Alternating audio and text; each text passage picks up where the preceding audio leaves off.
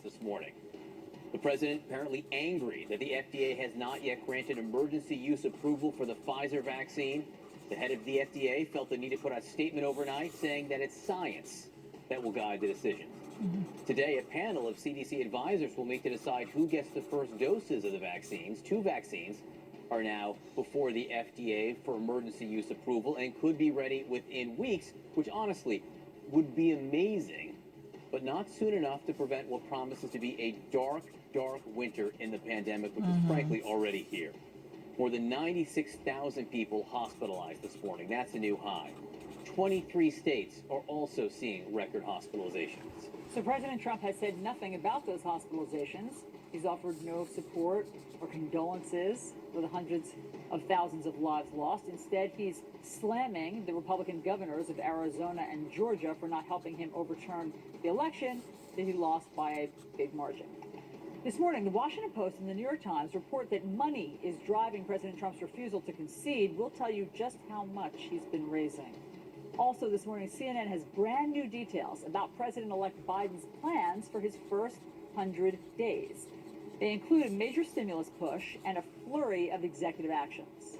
First, though, we're going to start with the pandemic and the new information about vaccines. Joining us, CNN Chief Medical Correspondent Dr. Sanjay Gupta. Sanjay, thanks so much for being with us. First, on this news, Steve Hahn, the head of the FDA, has been summoned to the White House. Our Caitlin Collins reports that initially this was going to be a telephone meeting, but the White House insisted that the commissioner go in person, which has led some people to believe that it could get very tense, this meeting with Mark Meadows, which is why Steve Hahn, Dr. Hahn, put out a statement overnight talking about how he views the vaccine emergency use approval, which the president apparently wants speeded up. Hahn says, let me be clear, our career scientists have to make the decision, and they will take the time that's needed to make the right call on this important decision.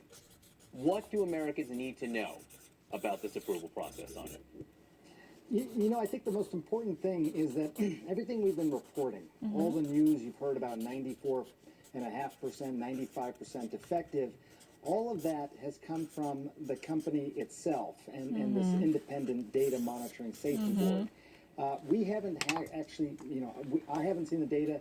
There's really nobody outside those 2 organizations that have really seen the data besides now the FDA scientists, which received that data at the time the emergency use authorization application was filed. So that, for Pfizer, for example, as soon as that EUA application was filed, these data scientists now for the first time have to look at this data and say, okay, we hear what you're saying. Does it match up? Does it actually, provide this sort of level of protection against COVID-19? Are there certain groups of people who did better with this vaccine or worse? Do we have any insights into durability? We know that maybe it prevents disease. Does it also prevent infection? Does it prevent transmission? These are all open-ended questions, and frankly, they may not all be answered by December 10th, for example, with Pfizer, when they're convening all these experts together to make a decision. But that's what they're focused on. This hasn't been lost time. And as we've talked about before on your program, typically it could take 8 years instead of 8 months to get to some sort of approval. So this is moving along fast, and I imagine that's what Dr. Hahn's going to tell them today. So right now, the FDA commissioner is summoned up to the West Wing, right? His name is Steve Hahn. Following from the Caitlin Collins original report, in the first place, it was actually supposed to be a phone interview. But instead, Mark Meadows, the chief of staff inside the White House, really insisted having a one-on-one meeting, because this was arranged by the White House officials definitely wanting to see him in person. So Steve Hahn is summoned, Saint 4, right?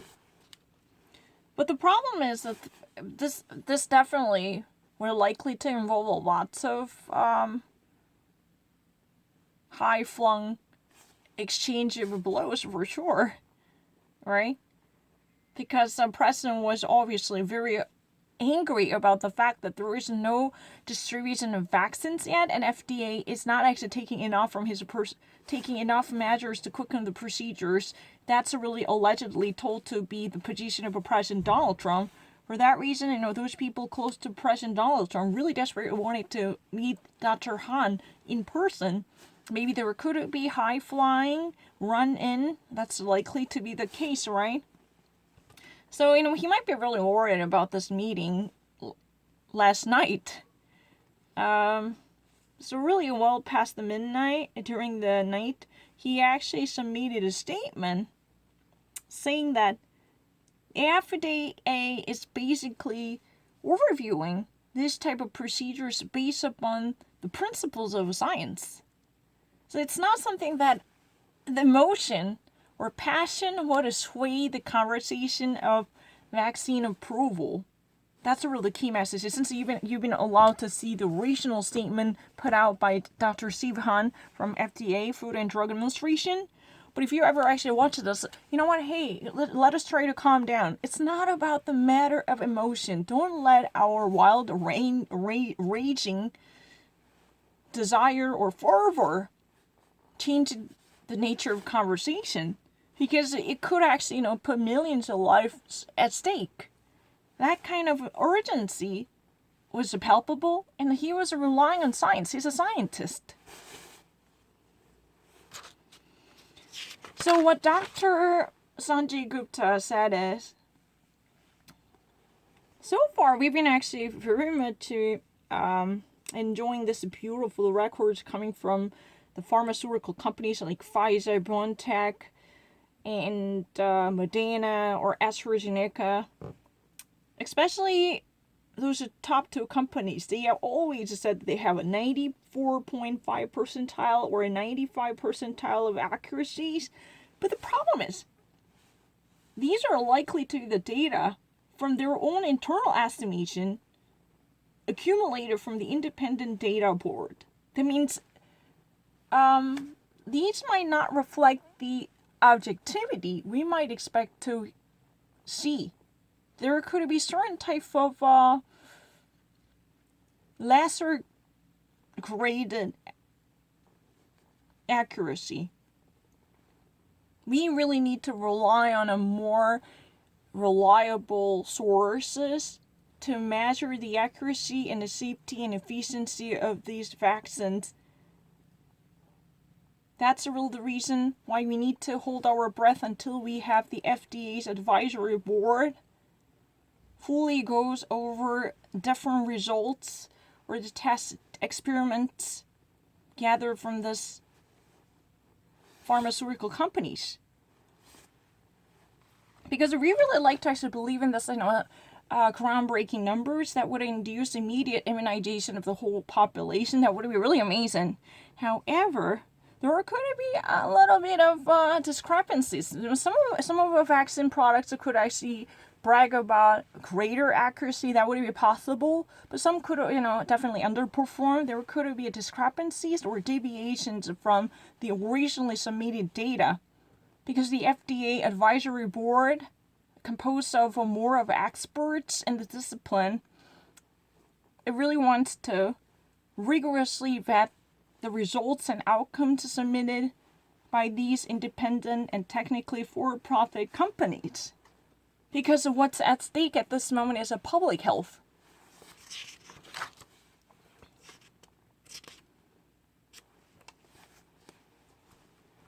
So the actual focal point here is the durability and the transmissibility, or even efficiency and efficacy of this type of vaccine products introduced by major companies. How they are actually indeed functioning under different circumstances. This is really another stress test. So right now we are actually hearing these dates. The final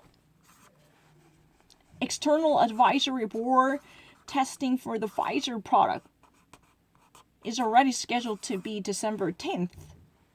And the Moderna product would be December 17th, right? But what Dr. Steve Han might want to say here is that normally vaccine developing, including the clinical trials and the final safety backup, the entire years would be like 8 years. The total amount of time that would be necessitated for developing the vaccine against certain virus would take 8 years normally, not 8 months.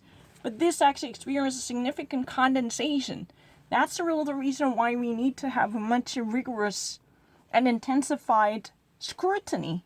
Because this could go wrong, then there is no way we can actually take care of other people's life.